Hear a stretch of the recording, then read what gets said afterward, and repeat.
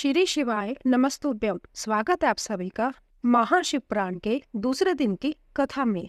दोस्तों, आज की कथा में हम शिव पुराण का परिचय और साध्य साधन आदि के विचार तथा श्रवण, कीर्तन और मनन, इन तीन साधनों की श्रेष्ठता का प्रतिपादन श्रवण करेंगे। आइए शुरू करते हैं।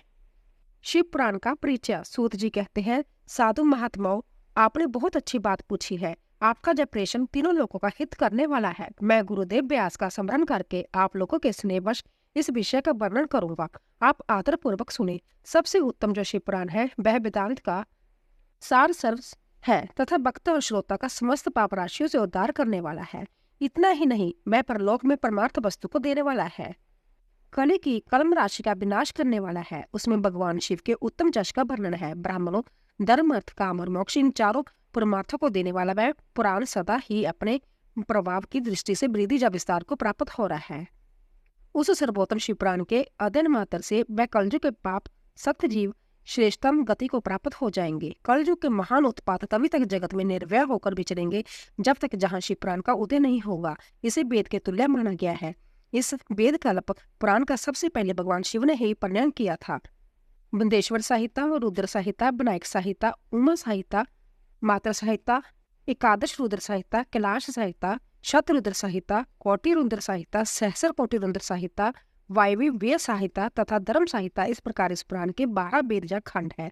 यह 12 संहिताएं अंत्यत पुण्यमी मानी गई है। ब्राह्मणों, अब मैं उनके श्लोकों की संख्या बता रहा हूँ, आप लोग वह सब आदर पूर्वक सुने। मुंडेश्वर संहिता में 10,000 श्लोक है। रुद्र संहिता, विनायक संहिता, उमा संहिता और मात्र संहिता, इनमें से प्रत्येक में 8-8 हजार श्लोक है। ब्राह्मणों, एकादश रुद्र संहिता में 13,000, कैलाश संहिता में 6,000, शत रुद्र संहिता में 3,000, कोटि रुद्र संहिता में 9,000, सहस्र कोटि रुद्र संहिता में 11,000, वायव्य संहिता में 4,000 तथा धर्म संहिता में 12,000 श्लोक है। इस प्रकार मूल शिव पुराण की श्लोक संख्या 1,00,000 है, परंतु व्यास जी ने उसे 24,000 श्लोक में संक्षिप्त कर दिया है। पुराणों की क्रम संख्या के विचार से शिव पुराण का स्थान चौथा है। इसमें 7 संहिताएं हैं। पूर्व काल में भगवान शिव ने श्लोक संख्या की दृष्टि से 100 करोड़ श्लोक का एक ही पुराण ग्रंथ ग्रंथित किया था। सृष्टि के आदि में निर्मित हुआ वह पुराण साहित्य अंततः स्थित था। फिर द्वापर आदि युगों में व्यास आदि महर्षि ने जब पुराण का 18 भागों में विभाजन कर दिया, उस समय संपूर्ण पुराणों का संक्षिप्त स्वरूप केवल 4 लाख श्लोकों का रह गया। उस समय उन्होंने शिव पुराण का 24,000 श्लोकों में प्रतिपादन किया। यही इसके श्लोकों की संख्या है। जहाँ वेद तुल्य पुराण 7 संहिताओं में बटा हुआ है। इसकी पहली संहिता का नाम विदेश्वर संहिता है, दूसरी रुद्र संहिता समझनी चाहिए, तीसरी का नाम शतरुद्र संहिता, चौथी का कोटि रुद्र संहिता, पांचवी का उमा संहिता, छठी का कैलाश संहिता और सातवीं का नाम वायव्य संहिता है। इस प्रकार से 7 संहिताएं मानी गई है। इन 7 संहिताओं से युक्त दिव्य शिव पुराण वेद के तुल्य प्रमाणिक तथा सबसे उत्कृष्ट गति प्रदान करने वाला है। जह निर्मल शिव पुराण भगवान शिव के द्वारा ही प्रतिपादित है। इसे शिव श्रोमणी भगवान व्यास ने संक्षेप में संकलित किया है। यह समस्त जीव समुदाय के लिए उपकारक, त्रिविध तापों का नाश करने वाला, तुलना रहित सत्पुरुषों का कल्याण प्रदान करने वाला है। इसमें वेदांत विज्ञान में प्रदान तथा निष्कपट निष्काम धर्म का प्रतिपादन किया गया है। जो पुराण ऐश्वर्य रहित अंत करने वाले विधानों के लिए जानने की वस्तु है। इसमें श्रेष्ठ मंत्र समूहों का स्खलन तथा धर्म, अर्थ और काम, इस त्रिवंग की प्राप्ति की साधना भी वर्णन है। यह उत्तम शिव पुराण समस्त पुराणों में श्रेष्ठ है। वेद वेदांत में वेद रूप में विलसित परम वस्तु परमात्मा का इसमें गान किया गया है। जो बड़े आदर से इसे पढ़ता और सुनता है वह भगवान शिव का प्रिय होकर परम गति को प्राप्त कर लेता है। साध्य साधना आदि का विचार तथा श्रवण, कीर्तन और मनन, इन 3 साधनों की श्रेष्ठता का प्रतिपादन। व्यास जी कहते हैं, सूत जी का यह वचन सुनकर वह सब महर्षि बोले, अब आप हमें वेदांत सार सर्वस्वरूप अवधूत शिव पुराण की कथा सुनाइए। सूत जी ने कहा, आप सब महर्षि गण को शोक से रहित कल्याण में भगवान शिव का स्मरण करके पुराण प्रवर शिव पुराण की जो वेद के 4 तत्व से प्रकट हुआ है कथा सुनिए। शिव पुराण में भक्ति, ज्ञान और वैराग्य, इन तीनों का प्रीतिपूर्वक गान किया गया है और वेदांत वेद विशेष रूप से वर्णन किया गया है। इस वर्तमान कल्प में जब सृष्टि कर्म आरंभ हुआ था, उन दिनों में 6 कुलों के महर्षि परस्पर वाद विवाद करते हुए कहने लगे, अमुक वस्तु सबसे उत्कृष्ट है और अमुक नहीं है। उनके इस विवाद में अंत्यत महान रूप धारण कर लिया। तब वह सब के सब अपनी शंका के समाधान के लिए सृष्टिकर्ता अविनाशी ब्रह्मा जी के पास गए और हाथ जोड़कर बिना परिवाणी में बोले, प्रभु आप संपूर्ण जगत को धारण पोषण करने वाले तथा समस्त कारणों के भी कारण है। हम यह जानना चाहते हैं कि संपूर्ण तत्वों से परे पुराण पुरुष कौन है। ब्रह्मा जी ने कहा, जहाँ से मन सहित वाणी उन्हें ना पाकर लौट आती है तथा जिनसे ब्रह्मा विष्णु रुद्र और इंद्र आदि से युक्त जय संपूर्ण जगत समस्त भूतों एवं इंद्रियों के साथ पहले प्रकट हुआ है, वह ही देव महादेव सर्वज्ञ एवं संपूर्ण जगत के स्वामी है। यह ही सबसे उत्कृष्ट है। भक्ति से ही इनका साक्षात होता है, दूसरे किसी उपाय से कहीं इनका दर्शन नहीं होता। रुद्र, हरिहर तथा अन्य देवेश्वर सदा उत्तम भक्ति भाव से उनका दर्शन करना चाहते हैं। भगवान शिव में भक्ति होने से मनुष्य संसार बंधन से मुक्त हो जाता है। देवता के कृपा प्रसाद से उनमें भक्ति होती है और भक्ति से देवता का कृपा प्रसाद प्राप्त होता है। ठीक उसी तरह जैसे अंकुर से बीज और बीज से अंकुर पैदा होता है, इसलिए तुम सब ब्रह्म ऋषि भगवान शंकर का कृपा प्रसाद प्राप्त करने के लिए भूतलपुर जाकर वहां सैकड़ों वर्षों तक चालू रहने वाले एक विशाल यज्ञ का आयोजन करो। इन जगपति भगवान शिव की कृपा से वेदोक्त विद्या के सारभूत साध्या साधन का ज्ञान होता है। शिव पद की प्राप्ति ही साध्य है, उनकी सेवा ही साधन है तथा उनके प्रसाद में जो नित्य नैमित्तिक आदि फलों की ओर से निष्प्रय होता है वह ही साधक है। वेदोक्त कर्म का अनुष्ठान करके उसके महान फल को भगवान शिव के चरणों में समर्पित कर देना ही परमेश्वर पद की प्राप्ति है। वही स्वलोक आदि के कर्म से प्राप्त होने वाली मुक्ति है। उन पुरुषों की भक्ति के अनुसार उन सबको उत्कृष्ट फल की प्राप्ति होती है। उस भक्ति के साधन अनेक प्रकार के हैं जिनका साक्षात ईश्वर ने ही प्रतिपादन किया है। उनमें से सारभूत साधन को संक्षिप्त करके मैं बता रहा हूँ। कान से भगवान के नाम गुण और लीलाओं का श्रवण, वाणी द्वारा उनका कीर्तन तथा मन के द्वारा उनका मनन, इन तीनों को महान साधन कहा गया है। तात्पर्य ये है कि महेश्वर श्रवण, कीर्तन और मनन करना चाहिए। यही श्रुति का वाक्य हम सबके लिए प्रमाणभूत है। इसी साधन से संपूर्ण मनोरथों की सिद्धि लगे हुए आप लोग परम साध्य को प्राप्त हो। लोग प्रत्यक्ष वस्तु को आंख से देखकर उसमें प्रवृत्त होते हैं, परंतु जिस वस्तु को कहीं भी प्रत्यक्ष दर्शन नहीं होता उसे श्रवण इंद्रिय द्वारा जान सुनकर मनुष्य उसकी प्राप्ति के लिए चेष्टा करता है। अंततः पहला साधन श्रवण करना ही है। उसके द्वारा गुरु के मुख से तत्व को सुनकर श्रेष्ठ बुद्धि वाला विद्वान पुरुष अन्य साधन कीर्तन एवं मनन की सिद्धि करे। कर्मशः मन पर्यंत इन साधन की अच्छी तरह साधना कर लेने पर उसके द्वारा सलोक्य आदि के कर्म से धीरे धीरे भगवान शिव का संयोग प्राप्त होता है। पहले सारे अंगों के रोग नष्ट हो जाते हैं, फिर सब प्रकार का लौकिक आनंद भी विलीन हो जाता है। भगवान शंकर की पूजा, उनके नामों के जप तथा उनके गुण रूप विलास और नामों का युक्ति प्रायण चित्त के द्वारा जो निरंतर परिशोधन या चिंतन होता है उसी को मनन कहा गया है। वह ईश्वर की कृपा दृष्टि से उपलब्ध होता है। उसे समस्त श्रेष्ठ साधनों में प्रधान या प्रमुख कहा गया है। सूत जी कहते हैं, मुनीश्वरों, इस साधन का महात्म्य बताने के प्रसंग में मैं आप लोगों के लिए एक प्राचीन वृत्तांत का वर्णन करूंगा, उसे ध्यान देकर आप सुने। पहले की बात है, पराशर मुनि के पुत्र मेरे गुरु व्यासदेव जी सरस्वती नदी के सुंदर तट पर तपस्या कर रहे थे। एक दिन सूरज तुल्य तेजस्वी विमान से यात्रा करते हुए भगवान सनातन कुमार अकस्मात वहां जा पहुंचे। उन्होंने मेरे गुरु को वहां देखा। वह ध्यान में मगन थे। उससे जगने पर उन्होंने ब्रह्मपुत्र सनातन कुमार जी को अपने सामने उपस्थित देखा। देखकर वह बड़े बेग से उठे और उनके चरणों में प्रणाम करके मुनि ने उन्हें आज्ञा दिया और देवताओं के बैठने योग्य आसन भी अर्पित किया। तब प्रसन्न हुए भगवान सनातन कुमार विनीत भाव से खड़े हुए व्यास जी से गंभीर वाणी से बोले, मुने, तुम सत्य वस्तु का चिंतन करो। वह सत्य पदार्थ भगवान शिव ही है जो तुम्हारे साक्षात करके विषय होंगी। भगवान शंकर का श्रवण कीर्तन मनन या 3 महत्तर साधन कहे गए हैं। यह तीनों ही वेद सम्मत है। पूर्व काल में मैं दूसरे साधनों के सम ब्रह्म में पढ़कर घूमता गामता मंत्राचल पर जा पहुंचा और वहां तपस्या करने लगा। तदंतर महेश्वर शिव की आज्ञा से भगवान नंदकेश्वर वहां आए। उनकी मुझ पर बड़ी दया हुई। वह सबके साक्षी तथा शिव गणों के स्वामी भगवान नंदकेश्वर मुझे स्नेह पूर्वक मुक्ति का उत्तम साधन बताते हुए बोले, भगवान शंकर का श्रवण कीर्तन मनन यह तीनों साधन वेद सम्मत है और मुक्ति के साक्षात कारण है। यह बात समय भगवान शिव ने मुझसे कही है। अंत्य ब्राह्मण, तुम श्रवणादि तीनों साधनों का ही अनुष्ठान करो। व्यास जी से बारंबार ऐसा कहकर अनुगामियों सहित ब्रह्मपुत्र सनातन कुमार परम सुंदर ब्रह्मधाम को चले गए। इस प्रकार पूर्व काल के इस उत्तम वृत्तांत का मैंने संक्षेप से वर्णन किया है। ऋषि बोले, सूत जी, श्रवण आदि के 3 साधनों को आपने मुक्ति का उपाय बताया है, किंतु जो श्रवण आदि तीनों साधनों में असमर्थ है वह मनुष्य किस उपाय का अवलंबन करके मुक्ति हो सकता है? किस साधनभूत कर्म के द्वारा बिना जतन के ही मोक्ष मिल सकता है? सूत जी कहते हैं, श्रवण को जो श्रवण कीर्तन और मनन इन तीनों साधनों के अनुष्ठान में समर्थ ना हो, वह भगवान शंकर के लिंग एवं मूर्ति की स्थापना करके नित्य उसकी पूजा करे तो संसार सागर से पार हो सकता है। वंचना अथवा छल ना करते हुए अपनी शक्ति के अनुसार धनराशि ले जाए और उसे शिवलिंग अथवा शिव मूर्ति की सेवा के लिए अर्पित कर दे। साथ ही निरंतर उस लिंग एवं मूर्ति की पूजा भी करे। उसके लिए भक्तिभाव से मंडप, गोपुर, तीर्थ, मठ एवं क्षेत्र की स्थापना करे तथा उत्सव रचाए। वस्त्र, गंध, पुष्प, धूप, दीप तथा पुआ और शाक आदि व्यंजनों से युक्त बांदी बांती के बक्ष्य भोजन अन्न नवेद के रूप में समर्पित करे।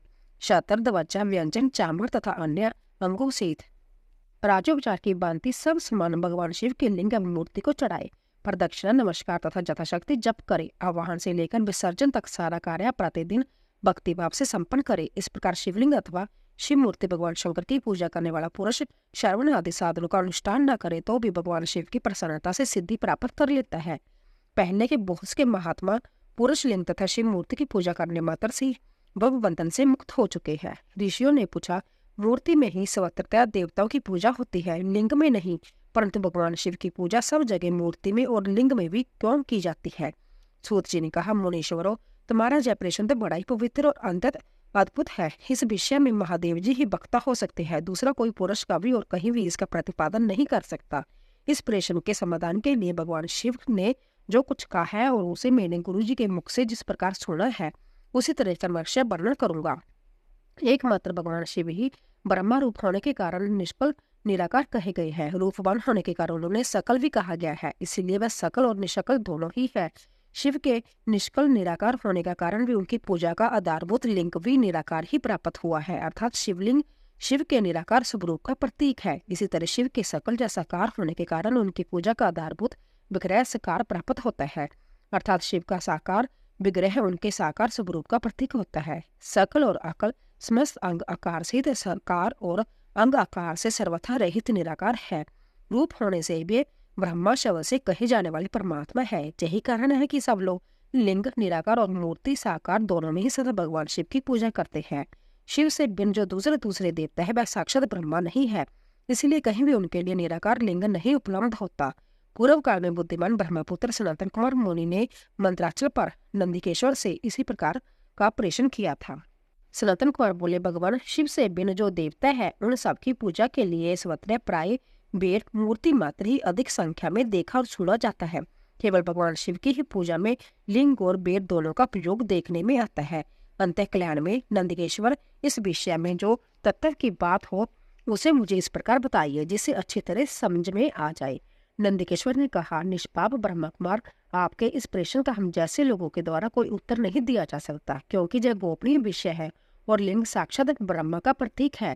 तथापि आप शिव भक्त है, इसलिए इस विषय में भगवान शिव ने जो कुछ बताया है उसे ही आपके समक्ष कहता हूँ। भगवान शिव ब्रह्म स्वरूप और निराकार है, इसीलिए उन्हीं की पूजा में निष्कल लिंग का प्रयोग होता है। संपूर्ण वेदों का यही मत है। सनातन कुमार बोले, महाभाग जोगिंदर, आपने भगवान शिव तथा दूसरे देवताओं के पूजन में लिंग और बेर के प्रचार का जो रहस्य विपाक पूर्व बताया है वह यथार्थ है, इसलिए लिंग और बेर की आदि उत्पत्ति का जो उत्तम वृत्तांत है उसी को मैं इस समय सुनना चाहता हूँ। लिंग के प्रकटय का रहस्य सूचित करने वाला प्रसंग मुझे सुनाइए।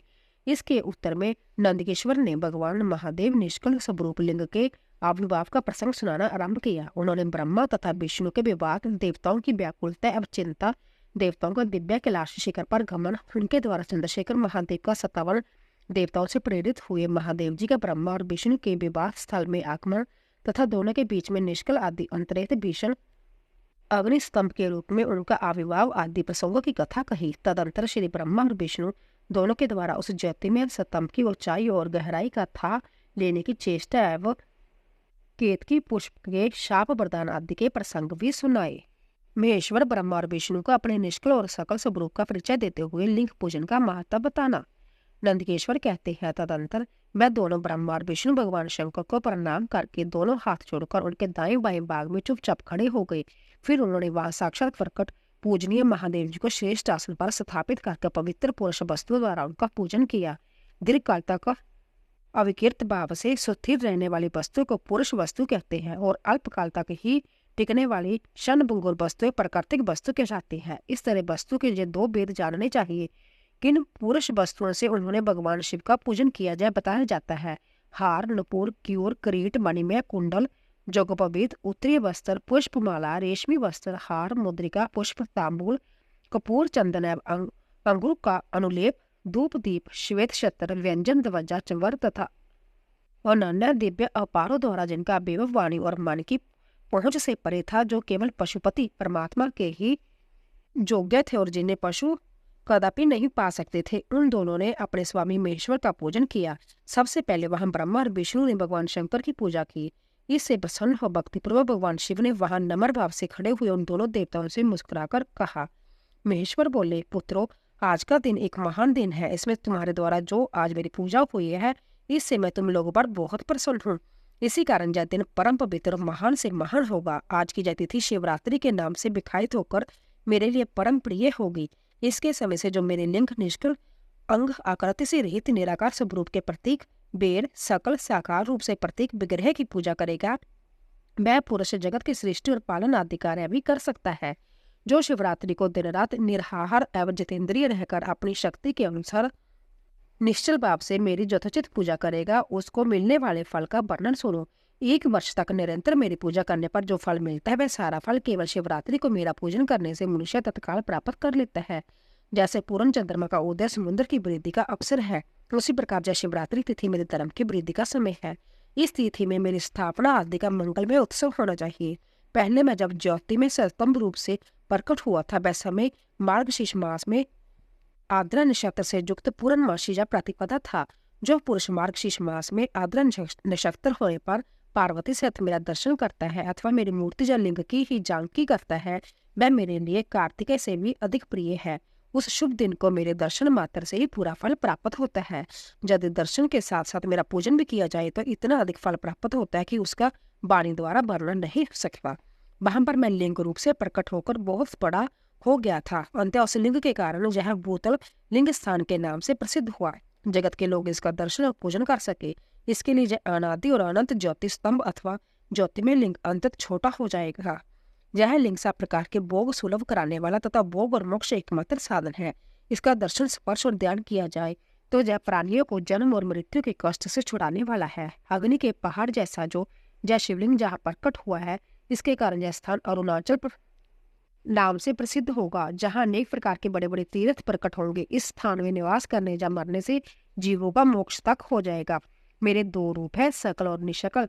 दूसरे किसी के ऐसे रूप नहीं है। पहले मैं स्तंभ रूप से प्रकट हुआ, फिर अपने साक्षात रूप से।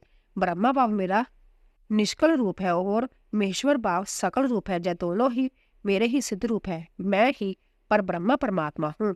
कलायुक्त और अकल मेरे ही स्वरूप है। ब्रह्मा रूप होने के कारण मैं ईश्वर भी हूँ। जीवों पर अनुग्रह आदि करना मेरा कार्य है। ब्रह्मा और केशव मैं सबसे बृहत और जगत की वृद्धि करने वाला होने के कारण ब्रह्मा कहलाता हूँ। स्वतः सम रूप से स्थित और व्यापक होने से मैं ही सबका आत्मा हूँ। सर्ग से लेकर अनुग्रह तक आत्मा या ईश्वर से बिना जो जगत स्वामी 5 कृत्य है, वह सदा मेरे ही है। मेरे अतिरिक्त दूसरे किसी के नहीं है, क्योंकि मैं ही सबका ईश्वर हूँ। पहले मेरी ब्रह्मा रूपता का बोध कराने के लिए निष्कल लिंग प्रकट हुआ, फिर अज्ञात ईश्वर तत्व का साक्षात कराने के लिए निमित्त में साक्षात जगदीश्वर ही सकल रूप में तत्काल प्रकट हो गया। अंत मुझमें जो ईश्वर तत्व है, उसे ही मेरा सकल रूप जानना चाहिए तथा जो जय मेरा निष्कल स्तंभ है, वह मेरे ब्रह्मा स्वरूप का बोध कराने वाला है। जे मेरा ही लिंग है। तुम दोनों प्रतिदिन जहाँ रहकर इसका पूजन करो। जय मेरा ही स्वरूप है और मेरे समीप्य की प्राप्ति कराने वाला है। लिंग और लिंगी में नित्य अभेद होने के कारण मेरे इस लिंग का महान पुरुषों को भी पूजन करना चाहिए। मेरे एक लिंग की स्थापना करने का जय फल बताया गया है कि उपासक को मेरी समानता की प्राप्ति हो जाती है। यदि एक के बाद दूसरे शिवलिंग की भी स्थापना कर दी गई, तब तो उपासक को फल रूप से मेरे साथ एक तत्व रूप फल प्राप्त होता है। प्रधानतः शिवलिंग की ही स्थापना करनी चाहिए। मूर्ति की स्थापना उसकी अपेक्षा गौण कर्म है। शिवलिंग के अभाव में सब ओर से मूर्तियुक्त होने पर भी वह स्थान क्षेत्र नहीं कहलाता। 5 कृत्यों का प्रतिपादन, प्रणव व पंचाक्षर मंत्र की महत्ता, ब्रह्मा विष्णु द्वारा भगवान शिव की स्तुति तथा उनका अंतर्दान होना। ब्रह्मा और विष्णु ने पूछा, प्रभु सृष्टि आदि 5 कृत्यों के लक्षण क्या है? जे हम दोनों वो बताइए। भगवान शिव ने कहा, मेरे कर्तव्य को समझना अंतत गहन है, तथापि मैं कृपा पूर्वक तुम्हें उनके विषय में बता रहा हूँ। ब्रह्मा और अच्युत, सृष्टि पालन, सहार, तिरोभाव और अनुग्रह, यह 5 ही मेरे जगत संबंधी कार्य है, जो नित्य सिद्ध है। संसार की रचना का जो आरंभ है, उसी को सर्ग या सृष्टि कहते हैं। मुझसे पालित होकर सृष्टि का सुस्थिर रूप से रहना ही उसकी स्थिति है। उसका विनाश ही सहार है। प्राणों के उत्क्रमण को तिरोभाव कहते हैं। इन सबसे छुटकारा मिल जाना ही मेरा अनुग्रह है। इस प्रकार मेरे 5 कृत्य है सृष्टि आदि, जो 4 कृत्य है वह संसार का विस्तार करने वाले हैं। 5वां कृत्य अनुग्रह मोक्ष का हेतु है। वह सदा मुझ में ही अचल भाव से स्थिर रहता है। मेरे भक्तजन इन 5 कृत्यों को 5 भूतों में देखते हैं। सृष्टि भूतल में स्थिति, जल में सहार, अग्नि में तिरोभाव, बाजू में और अनुग्रह, आकाश में स्थित है। पृथ्वी से सबकी सृष्टि होती है, जल से सबकी वृद्धि और जीवन रक्षा होती है, आग सबको जला देती है, बाजू सबको एक स्थान से दूसरे स्थान में ले जाती है और आकाश सबको अनुग्रहित करता है। वेदांत पुरुषों को जन इस विषय इसी रूप में जानना चाहिए। इन 5 कृत्यों का भार वहन करने के लिए ही मेरे 5 मुख हैं। 4 दिशाओं में 4 मुख है और इनके बीच में 5वां मुख है। पुत्रों, तुम दोनों ने तपस्या करके प्रसन्न हुए मुझ परमेश्वर से सृष्टि और स्थिति नामक 2 कृत्य प्राप्त किए हैं। यह दोनों तुम्हें बहुत प्रिय है। इसी प्रकार मेरी विभूति स्वरूप रुद्र और महेश्वर में जो 2 अन्य उत्तम कृत्य सहार और तिरोभाव मुझसे प्राप्त किया है, परंतु अनुग्रह नामक कृत्य दूसरा कोई नहीं पा सकता। रुद्र और महेश्वर अपने कर्म को भूले नहीं है, इसलिए मैंने उनके लिए अपनी समानता प्रदान की है। वह रूप वेश कृत्य, वाहन, आसन और आयुध आदि में मेरे समान ही है। मैंने पूर्व काल में अपने स्वरूप भूत मंत्र का उपदेश किया है, जो ओंकार रूप से प्रसिद्ध है। वह महामंगलकारी मंत्र है। सबसे पहले मेरे मुख से ओंकार ओम प्रकट हुआ था, जो मेरे स्वरूप को बोध कराने वाला है। ओंकार वाचक है और मैं वाच्य हूँ।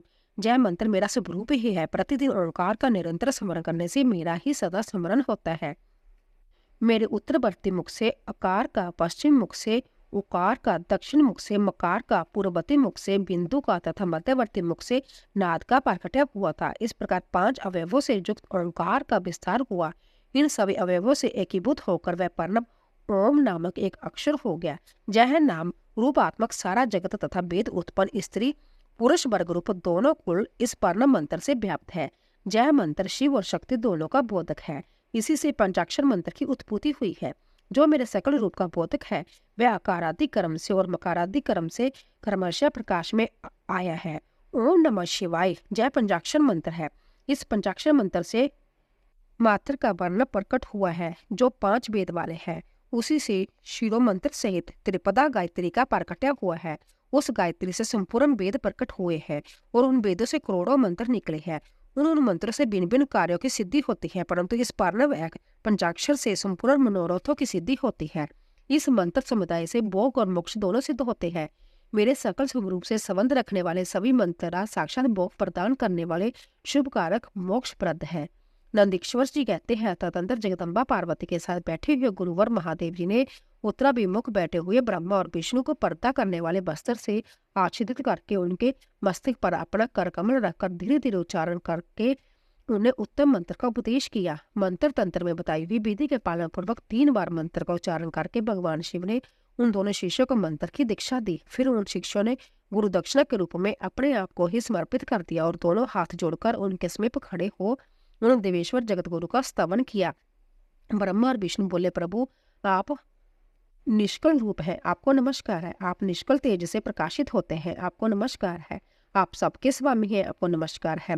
आप सर्व आत्मा को नमस्कार है, अथवा सकल स्वरूप आप महेश्वर को नमस्कार है। आप प्रणव के वाच्यर्थ हैं, आपको नमस्कार है। आप प्रणव लिंग वाले हैं, आपको नमस्कार है। सृष्टि पालन सहार तिरुभाव और अनुग्रह करने वाले, आपको नमस्कार है। आपके 5 मुख है, आप परमेश्वर को नमस्कार है। पंच ब्रह्म स्वरूप 5 कृत्य वाले, आपको नमस्कार है। आप सबकी आत्मा है, ब्रह्म है। आपके गुण और शक्तियां अनंत है, आपको नमस्कार है। आपके सकल और निशकल 2 रूप है। आप सदगुरु एवं शंभु है, आपको नमस्कार है। इन पदों द्वारा अपने गुरु महेश्वर की स्तुति करके ब्रह्मा और विष्णु ने उनके चरणों में प्रणाम किया। महेश्वर बोले, आंद्रा नक्षत्र से युक्त चतुर्दशी को पर्णवगत जप किया जाए तो वह अक्षय फल देने वाला होता है। सूर्य की संक्रांति से युक्त महाअंतरा नक्षत्र में एक बार किया हुआ पर्णव जप कोटि गुना जप फल देता है। मृगशिरा नक्षत्र का अंतिम भाग तथा पूर्ण वसु का आदि भाग पूजा, होम और तर्पण आदि के लिए सदा आंतरा का समान ही होता है। जहाँ जानना चाहिए, मेरे लिंग का दर्शन प्रभात काल में ही प्रांत्य और संगम मात्य काल में पूर्व काल में करना चाहिए। मेरे दर्शन पूजन के लिए चतुर्दशी तिथि निषिद्ध व्यापनी अथवा प्रदोष व्यापनी लेनी चाहिए, क्योंकि परिवर्तनी तिथि से संयुक्त चतुर्दशी की ही प्रशंसा की जाती है। पूजा करने वाले के लिए मेरी मूर्ति तथा लिंग दोनों ही समान है। फिर भी मूर्ति की अपेक्षा लिंग का स्थान ऊंचा है, इसलिए मुमुक्षु पुरुषों को चाहिए कि वह मूर्ति से भी श्रेष्ठ समझकर लिंग का ही पूजन करे। लिंग का ओंकार मंत्र से और बेर का पंचाक्षर मंत्र से पूजन करना चाहिए। शिवलिंग की समय स्थापना करके अथवा दूसरों से भी स्थापना करवाकर उत्तम द्रव्यमय उपचारों से पूजा करनी चाहिए। इसमें मेरा पद सुलभ हो जाता है। इस प्रकार उन दोनों शिक्षक को उपदेश देकर भगवान शिव वही अंतर्धान हो गए। शिवलिंग की स्थापना, उसके लक्षण और पूजन की विधि का वर्णन तथा शिव पद की प्राप्ति कराने वाले सत्कर्मों का विवेचन। ऋषियों ने पूछा, सूत जी, शिवलिंग की स्थापना कैसे करनी चाहिए, उसका लक्षण क्या है तथा उसकी पूजा कैसी करनी चाहिए, किस देश काल में करनी चाहिए और किस द्रव्य के द्वारा उसका निर्माण होना चाहिए। सूत जी ने कहा, महर्षियों, मैं तुम लोगों के लिए इस विषय का वर्णन करता हूँ, ध्यान देकर सुनो और समझो। अनुकूल एवं शुभ समय से किसी पवित्र तीर्थ में, नदी आदि के तट पर अपनी रुचि के अनुसार ऐसी जगह शिवलिंग की स्थापना करनी चाहिए जहाँ नित्य पूजन हो सके। पार्थिव द्रव्य से, जलमय द्रव्य से अथवा तेजस पदार्थ से अपनी रुचि के अनुसार कल्पों तक लक्षणों से युक्त शिवलिंग का निर्माण करके उसकी पूजा करने से उपासक को उस पूजन का पूरा पूरा फल प्राप्त होता है। संपूर्ण शुभ लक्षणों से युक्त शिवलिंग की यदि पूजा की जाए तो वह तत्काल पूजा का फल देने वाला होता है। यदि चल प्रतिष्ठा करनी हो तो इसके लिए छोटा सा शिवलिंग अथवा विग्रह श्रेष्ठ माना जाता है, और यदि अचल प्रतिष्ठा करनी हो तो स्थूल शिवलिंग अथवा विग्रह अच्छा माना जाता है। उत्तम लक्षणों से युक्त शिवलिंग की पीठ से स्थापना करनी चाहिए। शिवलिंग पीठ मंडलाकार, गोल, चकोर, त्रिकोण अथवा खाट के पाए की भांति ऊपर नीचे मोटा एवं बीच में पतला होना चाहिए। ऐसा लिंग पीठ महान फल देने वाला होता है। पहले मिट्टी से, प्रस्तर आदि से अथवा लोहे आदि से शिवलिंग का निर्माण करना चाहिए। जिस द्रव्य से शिवलिंग का निर्माण हो उसी से उसका पीठ भी बनाना चाहिए। यही स्थावर अचल प्रतिष्ठा वाले शिवलिंग की विशेष बात है। चल प्रतिष्ठा वाले शिवलिंग में भी लिंग और पीठ का एक ही उपादान होना चाहिए, किंतु बाण लिंग के लिए यह नियम नहीं है। लिंग की लंबाई निर्माणकर्ता या स्थापना करने वाले यजमान के 12 उंगल के बराबर होनी चाहिए। ऐसे ही शिवलिंग को उत्तम कहा गया है। इसमें कम लंबाई हो तो फल में कमी आ जाती है, अधिक हो तो कोई दोष की बात नहीं है। चारलिंग में भी वैसा ही नियम है। उसकी लंबाई कम से कम कर्तक 1 उंगल के बराबर होनी चाहिए। उससे छोटा होने पर भी अल्प फल मिलता है, किंतु उससे अधिक होना दोष की बात नहीं है। यजमान को चाहिए कि वह पहले शिल्प शास्त्र के अनुसार एक विमान या देवालय बनाए जो देवगणों की मूर्तियों से अलंकृत हो। उसका गर्भगृह बहुत ही सुंदर, सदृढ़ और दर्पण के समान स्वच्छ हो। उसे 9 प्रकार के रत्नों से विभूषित किया गया हो। उसमें पूर्व और पश्चिम दिशा में 2 मुख्य द्वार हो। जहाँ शिवलिंग की स्थापना करनी हो उस स्थान के गर्त में नीलम, लाल, शायम, मरकत, मोती, मूंगा, गोमद और हीरा, इन 9 रत्नों को तथा अन्य महत्वपूर्ण द्रव्यों की वैदिक मंत्रों के साथ छोड़े। सौदजात आदि 5 वैदिक मंत्रों द्वारा शिवलिंग का 5 स्थान में क्रमशः पूजन करके अग्नि में हविष्य अनेक आहुतियां दे और परिवार सहित मेरी पूजा करके गुरु स्वरूप आचार्य को धन से तथा भाई बंधुओं को मनचाही वस्तु से संतुष्ट करे। जाचकों को जट संपूर्ण ग्रह एवं रूप संपत्ति तथा चेतन गुणों आदि विवेक प्रदान करे। स्थावर जंगम सभी जीवों को जतनपूर्वक संतुष्ट करके एक गड्ढे में सुवर्ण तथा 9 प्रकार के रत्न भरकर सौदजातादि वैदिक मंत्रों का उच्चारण करके परम कल्याणकारी महादेव जी का ध्यान करे। फिर नादगोर से युक्त महामंत्र ओंकार ओम का उच्चारण करके उक्त गड्ढे में शिवलिंग की स्थापना करके उसे पीठ से संयुक्त करे। इस प्रकार पीठ युक्त लिंग की स्थापना करके उसे नित्य लेप दीर्घकाल तक टिके रहने वाले मसाले से जोड़कर स्थिर करे। इसी प्रकार वह परम सुंदर मूर्ति की भी स्थापना करनी चाहिए। सारांश जय की भूमि संस्कार आदि की सारी विधि जैसी लिंग प्रतिष्ठा के लिए कही गई है, वैसी ही मूर्ति प्रतिष्ठा के लिए भी समझनी चाहिए। अंतर इतना है कि लिंग प्रतिष्ठा के लिए प्रणव मंत्र के उच्चारण का विधान है, परंतु वेद की प्रतिष्ठा पंचाक्षर मंत्र से करनी चाहिए। जहाँ लिंग की प्रतिष्ठा हुई है वहां भी उत्सव के लिए बाहर सवारी निकालने आदि के निमित्त मूर्ति को रखना आवश्यक है। बैर को बाहर से भी लिया जा सकता है, उसे गुरुजनों के ग्रहण करें। ब्रह्मा बेर वही लेने योग्य है जो साधु पुरुषों द्वारा पूजित हो। इस प्रकार लिंग में और बेर में भी की हुई महादेव जी की पूजा शिव पद प्रदान करने वाली होती है। स्थावर और जंगम के भेद से लिंग भी 2 प्रकार का कहा गया है। वृक्ष लता आदि को स्थावर लिंग कहते हैं और कृमि कीट आदि को जंगम लिंग। स्थावर लिंग की सिंचने आदि के द्वारा सेवा करनी चाहिए और जंगम लिंग को आहार एवं जल आदि देकर तृप्त करना उचित है। उन स्थावर जंगम जीवों को सुख पहुंचाने में अनुरुक्त होना भगवान शिव का पूजन है, ऐसा विद्वान पुरुष मानते हैं। जो चराचर जीवों को ही भगवान शंकर के प्रतीक मानकर उनका पूजन करना चाहिए। इस तरह महालिंग की स्थापना करके विविध उपचारों द्वारा उसका पूजन करे। अपनी शक्ति के अनुसार नित्य पूजा करनी चाहिए। तथा देवालय के पास ध्वजारोपण आदि करना चाहिए। शिवलिंग साक्षात शिव का पद प्रदान करने वाला है अथवा चरलिंग में षोष उपचारों द्वारा यथोचित रीति से क्रमशः पूजन करे। जब पूजन भी शिव पद प्रदान करने वाला है। आवाहन, आसन, अर्घ्य, पादम, आचमन, अवंग्य पूर्वक स्नान, वस्त्र, जगोपवीत, गंध, पुष्प, धूप, दीप, नैवेद्य, तांबूल, समर्पण, नीराजन, नमस्कार और विसर्जन, 16 उपचार है। अथवा अर्घ्य से लेकर नैवेद्य तक विधिवत पूजन करे। अभिषेक, नैवेद्य, नमस्कार और तर्पण जैसा यथाशक्ति नित्य करे। इस तरह किया हुआ शिव का पूजन शिव पद की प्राप्ति कराने वाला होता है। अथवा किसी मनुष्य के द्वारा स्थापित शिवलिंग में, ऋषियों द्वारा स्थापित शिवलिंग में, देवताओं द्वारा स्थापित शिवलिंग में, अपने आप प्रकट हुए स्वयं भूमि लिंग में तथा अपने द्वारा नूतन स्थापित हुए शिवलिंग में भी उपचार समर्पण पूर्वक जैसे तैसे पूजन करने से, जब पूजन की सामग्री देने से भी मनुष्य ऊपर जो कुछ कहा गया है वह सारा फल प्राप्त कर लेता है। परिक्रम और नमस्कार करने से भी शिवलिंग शिव पद की प्राप्ति कराने वाला होता है। यदि नियम पूर्वक शिवलिंग का दर्शन मात्र कर लिया जाए तो वह भी कल्याणप्रद होता है। मिट्टी, आटा, गाय के गोबर, फूल, कनेर, पुष्प, फल, गुड़, मक्खन, भस्म अथवा अन्न से भी अपनी रुचि के अनुसार शिवलिंग बनाकर तदनुसार उसका पूजन करे। अथवा प्रतिदिन 10,000 प्रणव मंत्र का जप करे अथवा दोनों संध्या के समय एक एक सहस्र प्रणव का जप किया जाए। जब कर्म भी शिव पद की प्राप्ति कराने वाला है ऐसा जानना चाहिए। जप काल में मकरांत प्रणव का उच्चारण मन की शुद्धि कराने वाला होता है। समाधि में मानसिक जप का विधान है तथा अन्य सब समय भी उपांशु जप ही करना चाहिए। नाद और बिंदु से युक्त ओंकार के उच्चारण को विधान पुरुष समान प्रणव कहते हैं। यदि प्रतिदिन आदर पूर्वक 10,000 पंचाक्षर मंत्र का जप किया जाए अथवा दोनों संध्याओं के समय एक एक सहस्र ही जप किया जाए तो उसे शिव पद की प्राप्ति कराने वाला समझना चाहिए। ब्राह्मणों के लिए आदि में प्रणव से युक्त पंचाक्षर मंत्र अच्छा बताया गया है। कलश से किया हुआ स्नान, मंत्र की दीक्षा, सत्य से पवित्र अंत करने वाला ब्राह्मण तथा ज्ञानी गुरु इन सबको उत्तम माना गया है। द्विजों के लिए नमः शिवाय के उच्चारण का विधान है। दिवसरों के लिए अंत में नमो पद के प्रयोग की विधि है अर्थात वह शिवाय नमः इस मंत्र का उच्चारण करे। स्त्रियों के लिए भी कहीं कहीं विधि पूर्वक नमंत उच्चारण का ही विधान है अर्थात वह भी शिवाय नमः का ही जप करे। कोई ऋषि ब्राह्मण की स्त्रियों के लिए नमो पूर्वक शिवाय के जप की अनुमति देते हैं अर्थात वह नमः शिवाय का जप करे। पंचाक्षर मंत्र का 5 करोड़ जप करने के मनुष्य भगवान सदाशिव के समान हो जाता है। 1, 2, 3 अथवा 4 करोड़ का जप करने से क्रमशः ब्रह्मा, विष्णु, रुद्र तथा महेश्वर का पद प्राप्त होता है।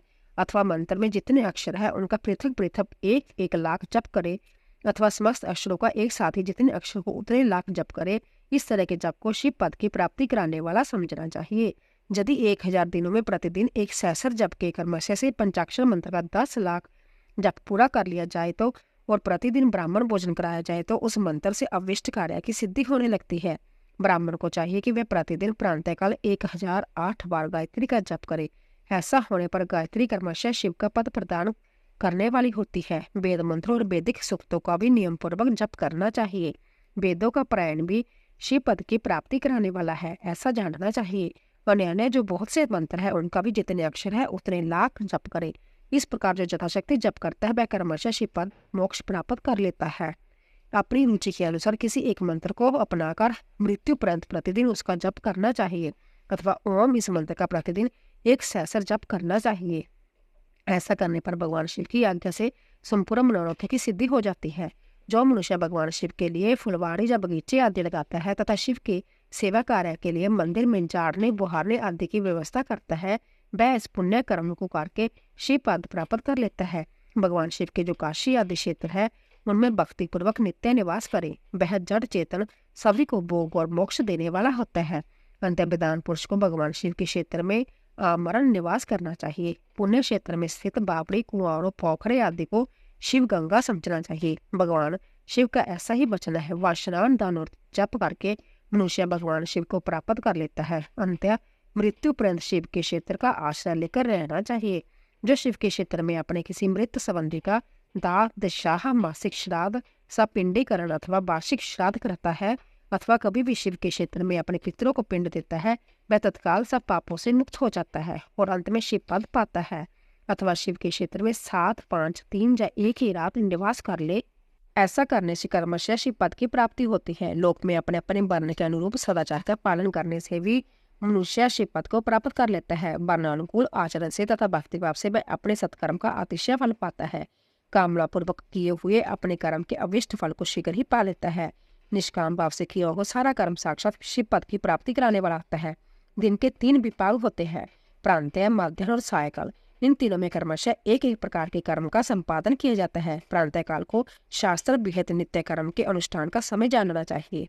मध्य काल में सकाम कर्म के लिए उपयोगी है तथा सायकाल शांति कर्म के उपयुक्त है, ऐसा जानना चाहिए। इसी प्रकार रात्रि में भी समय का विभाजन किया गया है।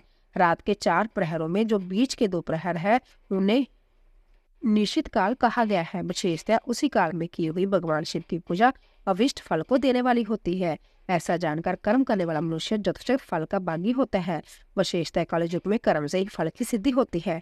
अपने अपने अधिकार के अनुसार ऊपर कहे गए किसी भी कर्म के द्वारा शिव आराधना करने वाला पुरुष यदि सदाचारी है और पाप से डरता है तो वह उन कर्मों का पूरा फल अवश्य प्राप्त कर लेता है। ऋषि ने कहा, सूत जी, पुण्य क्षेत्र कौन कौन से है जिनका आश्रय लेकर सभी स्त्री पुरुष शिव पद प्राप्त कर ले जाए, हमें संक्षेप से बताइए। मोक्षदायक पुण्य क्षेत्रों का वर्णन, काल विशेष में विभिन्न नदियों के जल में स्नान के उत्तम फल का निर्देश तथा तीर्थों में पाप से बचे रहने की चेतावनी। सूत जी बोले, विद्वान एवं बुद्धिमान महर्षियों, मोक्षदायक शिव क्षेत्रों का वर्णन सुनो, फिर मैं लोक रक्षा के लिए शिव संबंधी आगमनों का वर्णन करूंगा। पर्वत, वन और कानूनों से इस पृथ्वी का विस्तार 50 करोड़ योजन है। भगवान शिव की आज्ञा से पृथ्वी संपूर्ण जगत को धारण करके स्थित है। भगवान शिव ने भूतल पर विभिन्न स्थानों वहां के निवासियों को कृपा पूर्वक मोक्ष देने के लिए शिव क्षेत्र का निर्माण किया है। कुछ क्षेत्र ऐसे हैं जिन्हें देवताओं तथा ऋषियों ने अपना वास स्थान बनाकर अनुग्रहित किया है, इसीलिए उनमें तीर्थ तत्व प्रकट हो गया है, तथा अन्य बहुत से तीर्थ क्षेत्र ऐसे हैं जो लोगों की रक्षा के लिए संभव प्रादुर्भूत हुए हैं। तीर्थ और क्षेत्र में जाने पर मनुष्य को सदा स्नान, दान और जप आदि करना चाहिए, अन्यथा वह रोग, दरिद्रता तथा मुक्ता आदि दोषों का भागी होता है। जो मनुष्य इस 12 वर्ष के भीतर मृत्यु को प्राप्त होता है वह अपने पुण्य के फल से ब्रह्मलोक में वास करके पुण्यक्षय के पश्चात पुण्य मनुष्य जोनि में ही जन्म लेता है। पापी मनुष्य पाप करके दुर्गति में ही पड़ता है। ब्राह्मणों, पुण्य क्षेत्र में पाप कर्म किया जाए तो वह और भी दृढ़ हो जाता है। अंतः पुण्य क्षेत्र में निवास करते समय सूक्ष्म से सूक्ष्म अथवा थोड़ा सा भी पाप न करे। सिंधु और सतलज नदी के तट पर बहुत से पुण्य क्षेत्र है। सरस्वती नदी के परम पवित्र और 60 मुख वाली कही गई है, अर्थात इसकी 60 धाराएं हैं। विद्वान पुरुष सरस्वती के उन धाराओं के तट पर निवास करे तो वह कर्मशः ब्रह्मपद को पा लेता है। हिमालय पर्वत से निकली हुई पुण्य शीला गंगा 100 मुख वाली नदी है। उसके तट पर काशी, प्रयाग आदि अनेक पुण्य क्षेत्र है। वहां मकर राशि के सूर्य होने पर गंगा की तटभूमि पहले से भी अधिक प्रशस्त एवं पुण्यदायक हो जाती है। सोनभद्र नद की 10 धाराएं हैं। वह बृहस्पति के मकर राशि में आने पर अंततः पवित्र तथा अविष्ट फल देने वाली हो जाती है। उस समय वहां स्नान और उपवास करने से विनायक पद की प्राप्ति होती है। पुण्य सलीला महानदी नर्मदा के 24 मुख अर्थात स्रोत है। उसमें स्नान तथा उसके तट पर निवास करने से मनुष्य को वैष्णव पद की प्राप्ति होती है। तमसा के 12 तथा रेवा के 10 मुख है। परम पुण्य में गोदावरी के 21 मुख बताई गई है। वह प्रमत्य तथा गोवध के पाप का भी नाश करने वाली एवं रुद्र लोक देने वाली है। कृष्ण बेनी नदी का जल बड़ा पवित्र है। वह नदी समस्त पापों का नाश करने वाली है। उसके 18 मुख बताए गए हैं तथा वह विष्णु लोक प्रदान करने वाली है। तुंगभद्रा के 10 मुख है। वह ब्रह्मलोक देने वाली है। पुण्य सलीला सुवर्ण मुखरी के 9 मुख कहे गए हैं। ब्रह्मलोक में लौटे हुए जीव उसी के तटों पर जन्म लेते हैं। सरस्वती नदी, पंपा सरोवर, कन्याकुमारी, अंतरीप तथा शिवकारक श्वेत नदी जैसा भी पुण्य क्षेत्र है। इनके तट पर निवास करने से इंद्रलोक की प्राप्ति होती है। सुरसा पर्वत से निकली हुई महानदी कावेरी परम पुण्यमी है। इसके 27 मुख बताए गए हैं। वह संपूर्ण अविष्ट वस्तु को देने वाली है। उसके तट स्वर्गलोक की प्राप्ति कराने वाले तथा ब्रह्मा और विष्णु का पद देने वाले हैं। कावेरी के जो तट शिव क्षेत्र की अंतग्रंथ है वह अविष्ट फल देने वाले साथ ही शिवलोक प्रदान करने वाले हैं। निमिषराय तथा बद्रिका आश्रम में सूर्य और बृहस्पति के मेष राशि में आने पर यदि स्नान करें तो उस समय वहां की हुई स्नान पूजन आदि को ब्रह्मलोक की प्राप्ति कराने वाला जानना चाहिए।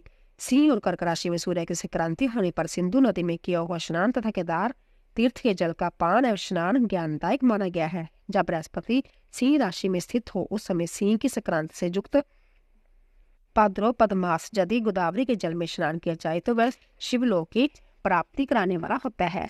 ऐसा पूर्व काल में संभव भगवान शिव ने कहा है। जब सूर्य और बृहस्पति कन्या राशि में स्थित हो तब जमुना और सोनभद्र में स्नान करे। वह स्नान धर्मराज और गणेश जी के लोक में महान भोग प्रदान कराने वाला होता है। जय महर्षि की मान्यता है जब सूर्य और बृहस्पति तुला राशि में स्थित है उस समय कावेरी नदी में स्नान करे। वह स्नान भगवान विष्णु के वचन की महिमा संपूर्ण विष्ट वस्तु को देने वाला है।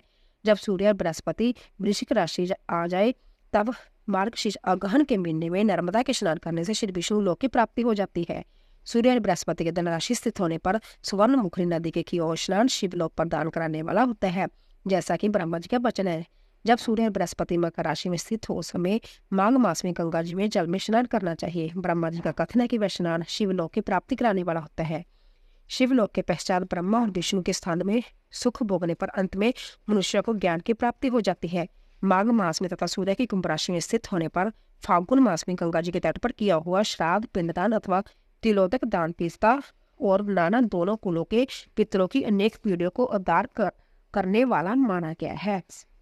सूर्य और बृहस्पति जब मीन राशि स्थित हो तब ऋषभवेणी नदी में किए गए स्नान की ऋषि की प्रशंसा की है। उन्होंने महीने में पूर्वोक्त तीर्थ में किया हुआ स्नान इंद्र पद की प्राप्ति कराने वाला होता है। विधान पुरुष गंगा अथवा कावेरी नदी का आश्रय लेकर तीर्थवास करे। ऐसा करने से तत्काल किए गए पाप का नाश निश्चय ही हो जाता है। रुद्र लोक प्रदान करने वाला बहुत से क्षेत्र हैं। ताम्रपर्णी और बेगवती जब दोनों नदियां ब्रह्मा लोक की प्राप्ति रूप फल देने वाला है। इन दोनों के तट पर कितने ही स्वर्गदायक क्षेत्र है। इन दोनों के मध्य में बहुत सी पुण्यप्रद क्षेत्र है। वहां निवास करने वाली विधान पुरुष वैसे फल का भागी होता है। सदाचार, उत्तम रीति तथा सद्भावना साथ मन में दया भाव रखते हुए विधान पुरुष को तीर्थ में निवास करना चाहिए, अन्यथा उसका फल नहीं मिलता। पुण्य क्षेत्र में किया हुआ थोड़ा सा पुण्य भी अनेक प्रकार से वृद्धि को प्राप्त होता है तथा वह किया हुआ छोटा सा पाप भी महान हो जाता है। यदि पुण्य क्षेत्र रहकर ही जीवन बिताने का निश्चय हो तो उसे पुण्य संकल्प से उसका पहले का सारा पाप तत्काल नष्ट हो जाएगा, क्योंकि पुण्य को ऐश्वर्यदायक कहा गया है। ब्राह्मणों तीर्थ वासन चलित पुण्य का एक वाचिक और मानसिक सारे पापों का नाश कर देता है। तीर्थ में किया हुआ मानसिक पाप वर्जलित हो जाता है, वह कई कल्पों तक पीछा नहीं छोड़ता। वैसा पाप केवल ध्यान से ही नष्ट होता है, अन्यथा नहीं। वाचिक पाप जप से तथा कायिक पाप शरीर को सुखाने जैसे कठोर तप से नष्ट होता है। अंत्य सुख चाहने वाले पुरुष को देवताओं की पूजा करते और ब्राह्मणों को दान देते हुए पाप से बचकर ही तीर्थ में निवास करना चाहिए। दोस्तों, कल की कथा में हम सदाचार, शिष्टाचार, स्नान, वसुंधारण, संध्या वंदन, वर्णम जप, गायत्री जप, दान, दोनों उपार्जन तथा अग्निहोत्र आदि की विधि महिमा का वर्णन की कथा का श्रवण करेंगे। बोले श्री पार्वती की जय। तो दोस्तों, अगर आपको हमारी कथा पसंद आ रही हो प्लीज जाने से पहले कमेंट बॉक्स में ओम नमः शिवाय अवश्य लिखें। आप सभी का धन्यवाद।